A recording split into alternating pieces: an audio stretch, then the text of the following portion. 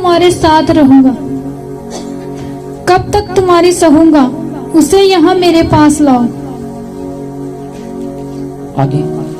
तब यीशु ने दुष्ट आत्मा को डांटा और वह उनमें से निकल गई और लड़का उसी घड़ी अच्छा हो गया। और लड़का उसी घड़ी ऊपर से पढ़ो, ऊपर से जहाँ से बीमारी शुरू हुई थी। जब वे भीड़ के पास पहुंचे तो एक मनुष्य उसके पास आया और घुटने टेक कर कहने लगा, हे प्रभु मेरे पुत्र पर दया कर, क्योंकि उसको मिर्गी आती है। क्योंकि उसको मिर्गी आती है। अब आप बताओ, मिर्गी का कोई इलाज है डॉक्टरों के पास? बोलो। नहीं है कोई इलाज? पर मिर्गी एक दुष्ट आत्मा की बीमारी होती है। किसकी बीमारी होती है? दुष्ट आत्मा। याद रखना, हमारे शहरों में शारीरिक बीमारियां कम और शैतान की बीमारियां ज्यादा है इन शहरों में। और आपको अपनी बीमारियों के लिए युद्ध लड़ना पड़ेगा। आगे। क्योंकि उसको मिर्गी आती है और वह बहुत दुख उठाता है। आपको और भी कोई ना कोई रोग होगा, सबको होगा। कोई ना कोई रोग आपको भी होगा, जैसे उस बंदे को था। और वे बहुत दुख उठाता है। वे बहुत दुख उठाता और बार बार आग में, बार बार पानी में गिरता पड़ता है। आग में और पानी में गिरता पड़ता है। आगे। मैं उसको तेरे चेले के पास लाया था, पर वे उसे अच्छा नहीं कर सके। हाँ जी। आगे। यीशु ने उत्तर दिया, हे अविश्वासी और हठीले लोगों, मैं कब तक तुम्हारे साथ रहूंगा, कब तक तुम्हारी सहूंगा, उसे यहाँ मेरे पास लाओ। हाँ जी, तब आगे। यीशु ने उसको दुष्ट आत्मा को डांटा और वह उसमें से निकल गई और लड़का उसी घड़ी अच्छा हो गया। आगे। तब चेलों ने एकांत में यीशु के पास आकर कहा, हम उसे क्यों नहीं निकाल सके? उसने उनसे कहा, अपने विश्वास की गति के कारण। आगे। क्योंकि मैं तुमसे कहता हूँ कि यदि तुम्हारा विश्वास राई के दाने के बराबर भी हो तो इस पहाड़ से कह सकोगे, यहाँ से सरक कर वहाँ चला जा, तो वह चला जाएगा, और कोई बात तुम्हारे लिए असंभव न होगी। पर यह जाति बिना प्रार्थना और उपवास के नहीं निकलती। बोलो आमीन। आमीन। बोलो आमीन। आमीन। आमीन। आमीन। पर ये जाति ये जाति बिना उपवास और प्रार्थना के नहीं जाती। इस वचन को हम लंबा चलाएंगे।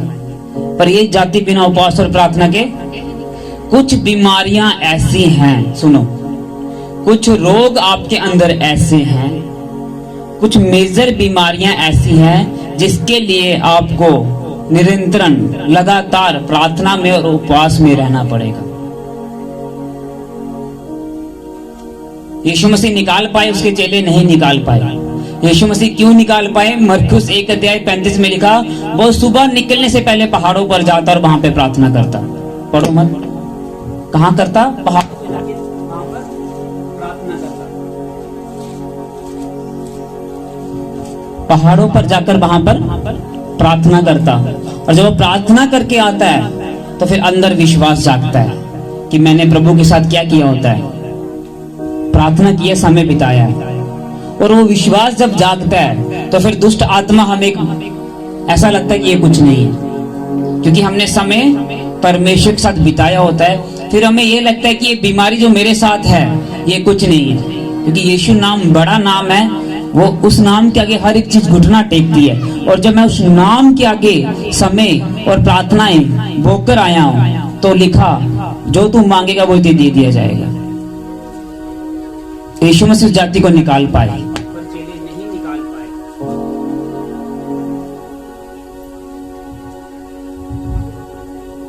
पर चेले नहीं निकाल पाए। चेले इसलिए नहीं निकाल पाए क्योंकि चेलों के पास प्रार्थना की कमी थी,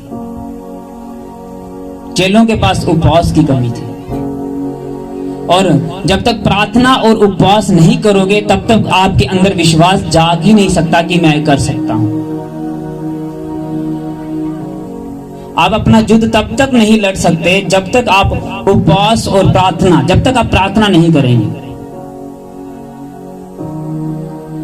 तब तक आपके अंदर एक विश्वास नहीं जाग सकता कि मेरा यूट्रस, बिना यूट्रस के मेरे अंदर बेबी पैदा हो सकता है। अब्राहम को ये विश्वास जाग उठा था कि अब सारा के गर्भ में बिना यूट्रस के अंदर भी यीशु मसीह बेबी पैदा करेगा। और बाइबल बताती है 99 साल में 99 ईयर्स में परमेश्वर ने उसे बेबी बॉय के साथ ब्लेस किया।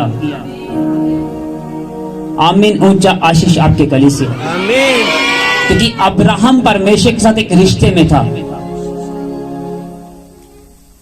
वो परमेश्वर से दे जाना दे, वो प्रार्थना ही करते जा रहा था। और बाइबल बताती है हमारी प्रार्थना एक कटोरे में जाकर आसमान पर इकट्ठी हो रही है। मैं अपने मेंटर को बोल रहा हूं, मेरी एक प्रार्थना जो पिछले बाकी सारी प्रार्थना को उत्तर 2021 में आ गया, बस एक प्रार्थना रह गई है जो मुझे इस साल चाहिए, मैं उसका उत्तर नहीं आ रहा। तो मुझे बोल रहे तेरी प्रार्थना एक कटोरे में खड़ी वहां पे जाकर परमेश्वर इकट्ठी हो रही है, जब प्रभु ने चाहा उस दिन वो तुझे उत्तर देगा, बस तू मांगना नहीं छोड़ना। और मैं रोज जब प्रेयर करता हूं तो मैं उस प्रेयर को याद करता हूं, रोज चाहे 2 मिनट क्यों ना करूंगा, पर प्रेयर कभी नहीं छोड़ता। और 8 साल से करता आ रहा हूं, 8 साल से करते, जब तक यीशु मसीह नहीं देंगे तब तक करते रहेंगे। वो हमारा बाप, हम उसके बेटे हैं, हम जिद्दी, और वो हमें देगा। क्योंकि जब तक आप प्रार्थना नहीं करेंगे तब तक आपके अंदर विश्वास नहीं जाग सकता।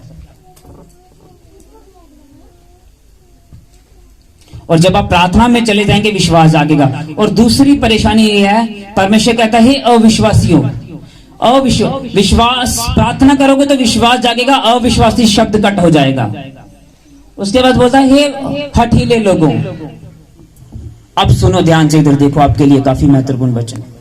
हठीले का मतलब होता है ग्रीक भाषा में संसार के साथ लिप्त हो जाना, संसार के लोगों में गुम हो जाना, अपनी दोस्तियां संसार के लोगों के साथ रखनी है, अपनी फेलोशिप संसार के लोगों के साथ रखनी, आपका उठना और बैठना संसार के लोगों के साथ हो।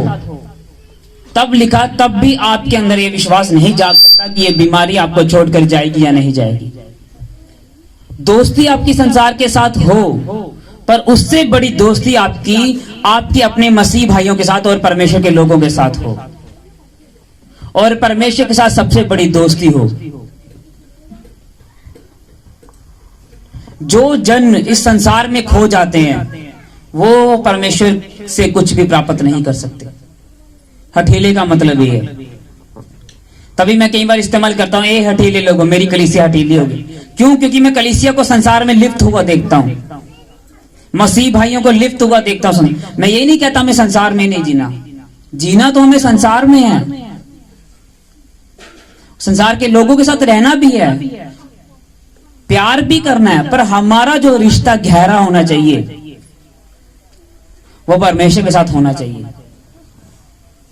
अब एक 2 दोस्त होते हैं, एक के साथ आपका रिश्ता होता है बस ऐसे नॉर्मल सा, आप जाते हैं, हेलो हाय करते हैं और चले जाते हैं। एक के साथ आपका रिश्ता बड़ा गहरा होता है, आप उसके साथ समय बिताते हैं, खाना खाते हैं, बातें करते हैं। उस रिश्ते की बात कर रहा है परमेश्वर कि आपका रिश्ता संसार के साथ हो बस एक प्यार की तरह, और परमेश्वर के लोगों के साथ हो जैसे एक दूसरे दोस्त का रिश्ता होता है, उठना बैठना, खाना पीना, प्यार करना, उसके साथ ज्यादा समय बिताना। परमेश्वर उस रिश्ते की बात कर रहा है। जब आप उस रिश्ते में घुस जाएंगे तो बाइबल बताती है कि वो मिर्गी की बीमारी से छोड़कर चलेगी, आपकी बीमारियां, आपके दुख आपको छोड़कर चले जाएंगे अपने आप।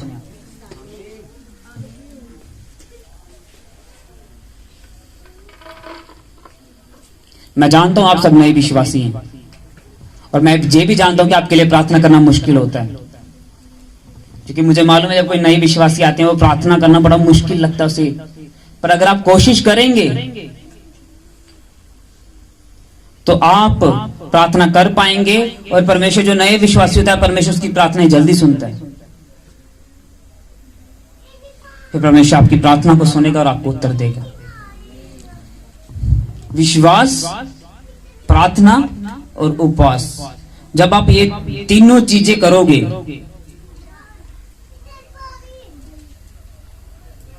और दान देना, और क्या करना, नए नियम में कहीं भी दसवंत के बारे में नहीं लिखा गया। नए नियम में सबसे बड़ी बात लिखी गई है, परमेश्वर का दास पौलुस कहता है तू सब कुछ दे दे अपना। क्या दे दे? सब कुछ। सब कुछ देने का मतलब है कि अपनी जिंदगी ही प्रभु को दे दे, उसमें आपका पैसा भी आ जाएगा। कि अपना सब कुछ परमेश्वर को दे दे। ये सीक्रेट है कामयाबी का प्रेयर में, कि आपको कैसे कामयाब होना है प्रेयर में, मसीह में जाकर। नए नियम में दसवंत के बारे में कभी नहीं लिखा, नए नियम में लिखा कि तू अपना सब कुछ प्रभु को समर्पित कर दे। और सब कुछ में उसमें लिखा जैसे जैसे तेरी आमदनी बढ़ती जाए वैसे वैसे तेरा बोना बढ़ता चला जाए। और नीति वचन 19 उसके 17 अध्याय में लिखा जो कंगालों पर दया करता है यीशु मसीह पे उधार चढ़ाता है। यीशु मसीह पे क्या करता है? उधार चढ़ाता है। जब आप ऐसा करना शुरू कर देंगे, यीशु मसीह आपकी जिंदगी में काम करना शुरू कर देगा। क्योंकि प्रभु को मानने से आपका फायदा, नहीं मानने से आपका ही नुकसान है।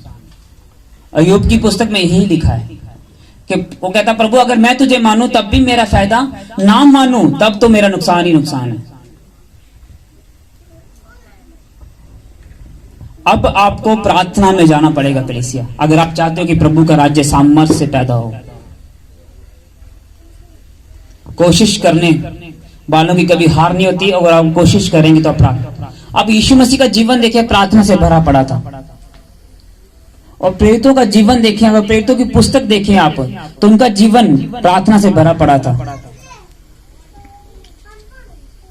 मैं तो आत्मिक लोगों से ये कहना चाहता हूं, जो हमारे आत्मिक वर्शिप है, आत्मिक वॉलंटियर है, आपको अगर आप चाहते हैं कि लोग बचाने हैं, यहां के लोग बचाने का मतलब शैतान से छुटकारा चाहते हो आप, तो आपको सिंपली प्रार्थना में जाना पड़ेगा और समय बिताकर आना पड़ेगा प्रभु के साथ। फिर जाकर आप प्रभु के काम कर सकते हैं। अगर आप दानियल को देखें तो दानियल का उत्तर जब तक नहीं आया वो प्रार्थना करता रहा। दानियल 3 समय प्रार्थना करता था और दानियल बड़ी से बड़ी बीमारियां, बड़े से बड़े दुखों से बचा। यूसुफ को देखें, यूसुफ प्रार्थना करने वाला था। अब्राहम प्रार्थना करने वाला था। जितने हीरो हैं बाइबल्स के, सब प्रार्थना करने वाले थे। और आपको भी प्रार्थना करनी पड़ेगी। कोशिश करो, नहीं हो रही है कोशिश करो, आधे घंटे से शुरू करो, आधा घंटा करो, अलार्म लगा लो, फिर 1 घंटे में आ जाओ, फिर 1.5 घंटे, 2 घंटे समय बिताओ धीरे धीरे प्रभु के साथ। और आराधना में आप बंधन आपके टूट जाएंगे सारे अपने आप। तो क्या करना है? बाइबल के पीछे लिख लो, आपको कैंसर है, लिखो यीशु मसीह के कोड़े खाने से मैं चंगा हो चुका हूं, प्रभु मेरा कैंसर जा चुका है। हाथ रखो, प्रार्थना करो, मेरा कैंसर जा चुका है, यीशु मसीह के कोड़े खाने से मैं चंगा हो चुका हूं, मेरा कैंसर जा चुका है, यीशु मसीह के कोड़े खाने से मैं चंगा हो चुका हूं। आपके पास बेबी नहीं है, लिख लो यीशु मसीह मुझे बेबी दे चुका है, गर्भ का फल यहोवा की ओर से है। बाइबल के पीछे लिखो और मांगो, मैं बेबी के साथ वापस आ चुका हूं, गर्भ का फल यहोवा की ओर से है। अगर वो हन्ना को दे सकता है, सारा को दे सकता है, तो वो मुझे दे चुका है। ये शब्द इस्तेमाल करो, दे चुका है, और देखो आप रिजल्ट देखोगे। मैं आपको बता रहा हूं, सिर्फ एक प्रार्थना का उत्तर इस साल नहीं आया, जितनी प्रार्थना मैंने लिखी थी बाकी सारों का उत्तर आया इसी साल में। बता रहा हूं आपको, जो मैं पिछले 4-5 साल से कर रहा था प्रार्थना। और अगर आप देखोगे बाइबल के पीछे सारे प्रेयर पॉइंट्स हैं। शुरुआत तो करो, लिखो बाइबल के पीछे और रखो हाथ और प्रेयर करना शुरू कर दो।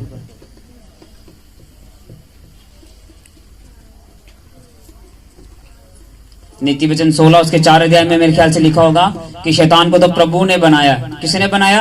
और हमारी कलीसिया शैतान से डरती रहती है। शैतान शैतान शैतान को, शैतान कुछ नहीं, याद रखना। अगर आप प्रेयर करोगे, वो आप प्रार्थना में फायर पैदा होगी, वो आपको डर से, प्रार्थना के दौरान परमेश्वर के डर से आपकी जिंदगी को छोड़कर भाग जाएगा। पर प्रार्थना करोगे तब। आत्मिक लाइफ के नियम है, आत्मिक लाइफ के नियम को फॉलो करो। शारीरिक लाइफ के नियम है, शारीरिक लाइफ के नियम अगर आत्मिक लाइफ में घुसाने की कोशिश करोगे तो आप कुछ नहीं कर पाओगे।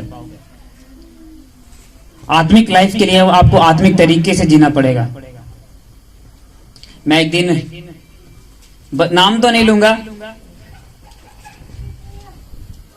मसीह की बात सुनाता हूं। कुछ दिन के पीछे की बात है, तो एक रियल स्टोरी बता रहा हूं, कुछ दिन की, बीमार होने से पहले की बात आपको सुनाता हूं। एक सिस्टर थी और मैं उनके घर में चला गया। अभी उनको थोड़ी पता था मैं आ रहा हूँ, तो वो सिस्टर अपने पति को गालियां दे रही थी गंदी गंदी। मसीह,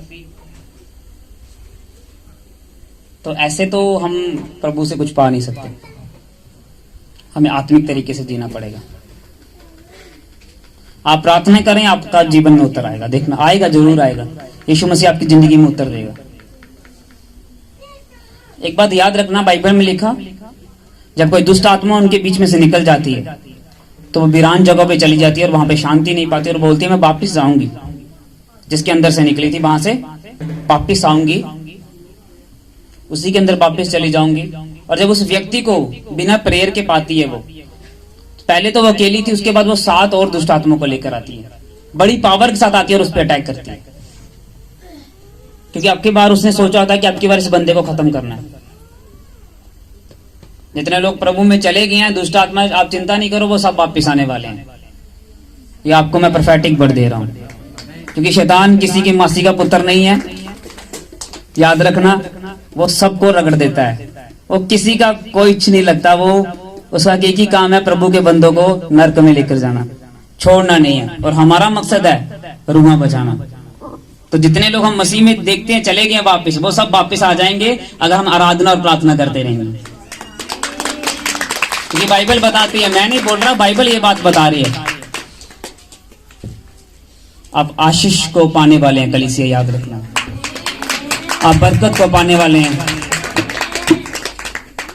अपने हाथों को उठाओ और बोलो प्रभु मुझे प्रार्थना करने वाला जीवन दे। सब जन मांगो, छोटे बच्चे मांगो प्रभु से, अपनी आंखों को बंद करो और बोलो प्रभु हमें प्रार्थना का जीवन दे। पूजा मांगो प्रभु से, बोलो प्रभु मुझे प्रार्थना का जीवन दे। सब जन बोलो प्रभु मुझे प्रार्थना का जीवन दे और मुझे चंगा कर, ताकि मैं तेरी वडियाई कर सकूं, तेरी महिमा कर सकूं। विको वंदता शिफामा यसु नासरी। मांगो मांगो मांगो प्रार्थना कि प्रभु मुझे प्रार्थना का जीवन दे।